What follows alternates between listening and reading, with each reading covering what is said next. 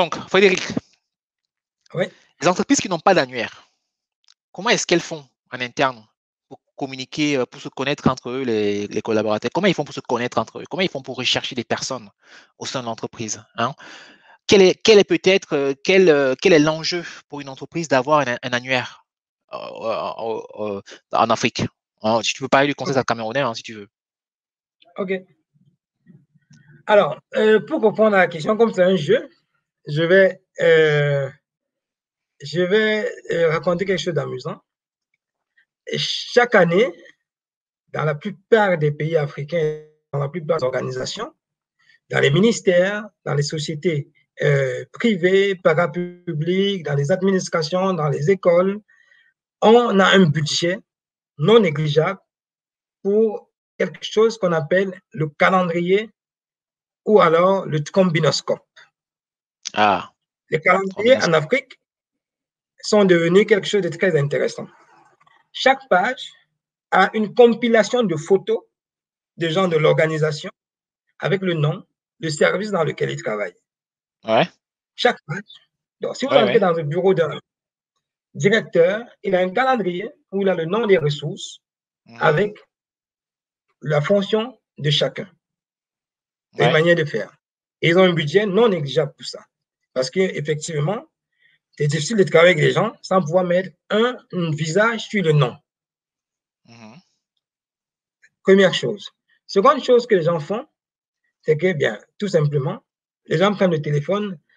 Henri, comment s'appelle le gars qui s'occupe de la logistique, là? Oui, ok, d'accord. Tu as son numéro de téléphone? Oui, envoie-moi ça sur WhatsApp. Donc, on parle d'une occasion.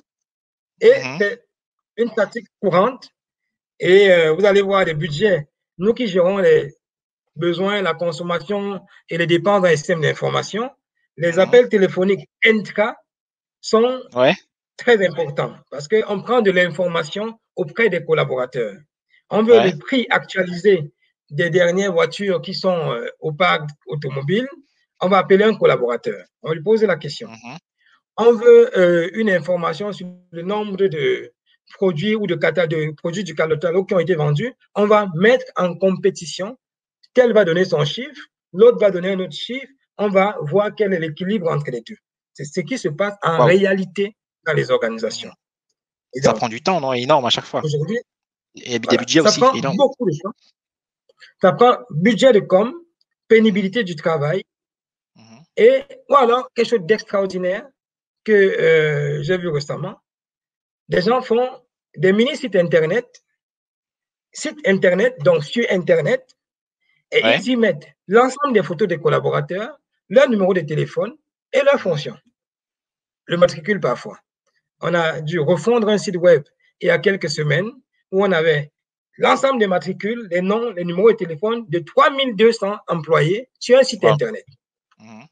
Donc, c'est des pratiques parce qu'on veut que l'employé qui est à l'extrême nord puisse quand même savoir quel est le contact de l'autre qui est à Douala, ainsi de suite. Et pour faire ça, qu'est-ce qu'ils font? À l'extrême nord, il peut avoir Internet parce qu'il a la 4G ou la 5G, il a Internet, mais voilà, c'est le seul moyen qu'il a. Il peut aller sur Internet, chercher des choses, donc on envoie ces choses sur Internet et il ira chercher là-bas, comme tout le monde peut aller voir. Donc, la confidentialité, comme on a dit, portail sécurisé, le niveau de sécurité va devenir, est-ce que les gens ont le lien? Le lien est interne, on se retrouve le lien. Donne-moi le lien pour voir les noms du personnel de l'extrême nord, là. Il fouille, mais faille de sécurité incroyable, exposition incroyable. Si vous êtes sur le calendrier, pareil, en moins de 2 mois, on mute une ressource, mais tout le monde continue à voir sur le calendrier qu'il est toujours ressources humaines. Oui. C'est pas à jour, donc, à moins de réimprimer un calendrier à milieu de mois. Le problème de prendre des mises à jour. Voilà. Donc, voilà comment les gens font aujourd'hui au quotidien. Et pourtant, quand vous avez un intranet avec 7 usages-là activés, vous avez besoin de savoir quel est le gars qui parle japonais parce que vous recevez des clients japonais dans votre entreprise aujourd'hui. Vous allez chercher juste japonais et vous allez avoir le profil des gars. si chacun qui a une occurrence dans son profil, vous allez avoir le profil, où est-ce qu'il travaille, son numéro de téléphone. Vous n'avez pas besoin de décocher le téléphone pour appeler, avoir le numéro de quelqu'un. Donc, quand vous avez un intranet, avec cet annuaire, vous avez en 2 clics, vous avez mis à jour, quelqu'un a été muté, quelqu'un a un déplacement, quelqu'un est en congé. Donc, sur l'intranet, vous avez toute cette information qui est disponible. Et je pense qu'on le verra dans les mots, avec les profils, les compétences sont régulièrement mises à jour. Si vous êtes sur un calendrier, un fichier Excel, vous avez référencé les collaborateurs et vous repartagez le fichier. Ça, c'est aussi une pratique qu'on a remarqué. On fait un fichier Word avec un tableau, nom, bureau, fonction, et on redistribue en permanence. On envoie par mail. Ça, c'est les organisations les plus digitales.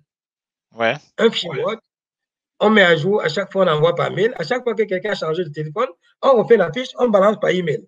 C'est pénible. Mais c'est pénible et ça prend. Les organisations manquent de productivité, d'efficacité. Mauvaise pratique. Ok. Bah, super. Super. Donc voilà pour l'annuaire. Je pense que non, mais c'est très clair, hein, avec de vrais exemples. Franchement, c'est très clair. Hein, très clair. On comprend qu'il y a vraiment un problème d'efficacité. Il y a un gros manque de productivité et d'efficacité lié à l'annuaire. On ressent le besoin d'avoir l'annuaire. On ressent qu'ils ont vraiment besoin d'avoir l'annuaire parce que voilà, c'est quelque chose qui est pratique, qui est pratiqué. Mais il y a un manque d'outils. Ça se voit concrètement. Hein. Alors, je propose qu'on voit en démonstration comment est-ce que dans un workplace, on gère en fait assez facilement ce type de problématique-là. Alors, pour mon exemple, hein, je vais partager mon écran, montrer un exemple de workplace. Alors, comment je vais faire pour partager mon écran? Share screen. Parfait. Ça marche très bien cet outil. Frédéric, dis-moi, est-ce que tu vois mon écran? Oui, très bien mon écran. Alors, dans cet écran-là, tu vois ici, là, vous voyez là, tout le monde, vous voyez là, on est sur un intranet. On est sur un intranet, un vrai. C'est ça qu'on appelle un intranet. Dans cet intranet-là, on a accès à une fonctionnalité d'annuaire. L'annuaire, je l'ai là, dans mes applications. Ici, j'ai l'annuaire. Et je peux rentrer dans l'annuaire. Et quand je rentre dans l'annuaire, j'ai plusieurs façons de chercher quelqu'un. Alors, je peux, par exemple, un jeune ou un expert peut avoir identifié une personne qu'il a vue dans un webinaire. Il va la rechercher dans l'annuaire par son nom, s'il connaît le nom. Par exemple, je vais chercher quelqu'un d'après son nom ici. Je vais chercher Shedju. Tout le monde connaît Shedju aujourd'hui. On fait Shedju, entrée. Et là, ça me trouve Shedju. Et vous avez vu la rapidité. C'est assez rapide. Et si je clique sur Shedju, ça m'affiche sa fiche profil. Alors, cette fiche profil, on a fait exprès de la rendre assez simple. Mais normalement, on peut même afficher le numéro de téléphone, l'email. On ne va pas vous donner le numéro de téléphone de chez nous. Comme il n'a pas donné l'autorisation à vous donner son numéro de téléphone. Mais vous voyez qu'on retrouve facilement le contact. Alors, un autre exemple. S'il ne se souvient pas du nom de la personne, il a vu dans un webinaire, mais il ne se souvient pas du nom. Il peut retrouver le nom à partir de son expertise. Par exemple, je reviens sur l'annuaire de la workplace là. Et je vais chercher ici plutôt un expert, d'après son expertise. Et là, normalement, je vais arriver normalement sur un écran comme celui-là. Et là, je vais voir en fait comment. Je vais rechercher, il va rechercher souvent un métier. On va même regarder un métier. Et là, il va peut-être supposons qu'il recherche quelqu'un qui a fait un webinaire sur les internets des objets. Il clique sur Internet des objets. Et là, ça filtre en fait. Il retrouve 2 experts. Christophe Envo, qui est un expert du réseau d'email codeur, et lui, Kurama, qui est également un expert objet connecté. Ça peut être eux, hein. Sinon, ça peut être quelqu'un plutôt de la GED. Et là, bien évidemment, je vais ressortir parce que je suis dans la GED. Et aussi Mariam, qui est dans la GED, qui est dans la communauté GED, Digital Workplace, et dans la GED.